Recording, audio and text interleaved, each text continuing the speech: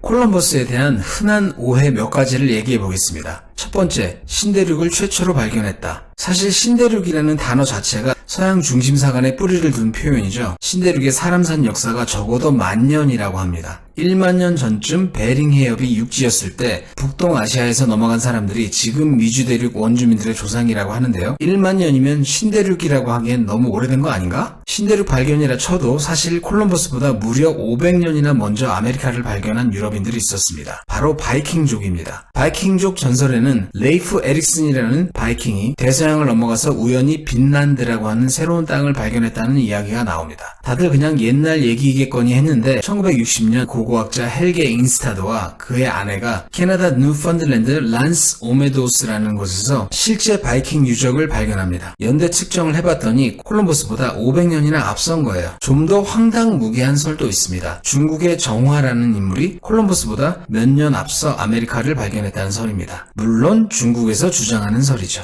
저는 이 설을 믿습니다. 요즘 화두가 되고 있는 김치 중국 기원설을 믿는 것과 마찬가지입니다. 아마도 조만간 예수 그리스도 중국인설도 나오지 않을까 하는데 저는 이것도 믿을 예정입니다. 재밌는 것은 정작 콜럼버스는 죽을 때까지 자신이 신대륙을 발견했다고 생각하지 않았다는 겁니다. 마르코 폴로 동방견문록에 언급되지 않은 아시아 어디쯤을 발견했다고 생각했죠. 두 번째, 콜럼버스는 이태리 사람이다. 다들 그렇게 알고 있죠? 근데 문제는 콜럼버스가 살던 시절에는 이태리라는 나라 자체가 존재하지 않았습니다. 이태리가 사실 이태리라는 이름으로 독립한 게 1861년입니다. 생각보다 얼마 안 됐죠? 정확히 얘기하자면 콜럼버스는 제노바 공화국 출신인데 그 당시 제노바는 옆에 있던 베네치아 공화국하고 전쟁까지 벌이는 왼수지간이었습니다. 한나라 개념이 없었던 거예요. 그러니까 콜럼버스를 이태리 사람이다라고 얘기하기 애매한 거죠. 이것은 마치 김유신 장군과 계백 장군은 한국인이다 라고 하는 것과 같습니다. 맞긴 맞는 것 같은데 뭔가 애매하기도 하죠. 당시에는 한국이라는 나라는 존재하지 않았으니까요. 세 번째, 콜럼버스가 유럽에 매독을 처음 퍼뜨렸다. 이걸 사실로 믿고 있는 사람들이 아마 꽤 많을 겁니다. 1492년 콜럼버스 탐험 2년 뒤인 1494년 프랑스가 나폴리를 침공하는데 이때 매독이 대유행합니다. 뭔가 타이밍이 맞잖아요? 이 때문에 콜럼버스가 신대륙에서 매독을 옮겨와서 퍼뜨렸다는 누명을 쓰게 됐죠. 하지만 연구에 따르면 콜럼버스 이전에 이미 유럽 대륙에 매독이 존재했다고 합니다. 13세기에 영국 항구 도시 킹스턴 어판 헐에서 매독이 유행한 기록이 있는데요. 이곳은 항구 도시 특성상 외국을 왕래하던 선원들의 출입이 잦았는데 이들이 매독을 유행시킨 장본이었다는 거죠. 관 속에서 600년이나 억울했을 콜럼버스 한을 이제 풀어줄 때가 된 것 같습니다. 네 번째, 콜럼버스는 가난하게 죽었다. 예전의 명성을 잃고 쓸쓸하게는 죽었으나 경제적으로 빈곤하지는 않았다고 합니다. 스페인 바야돌리드의 한 아파트에서 부자는 아니었지만 비교적 편안하게 말년을 보냈다네요.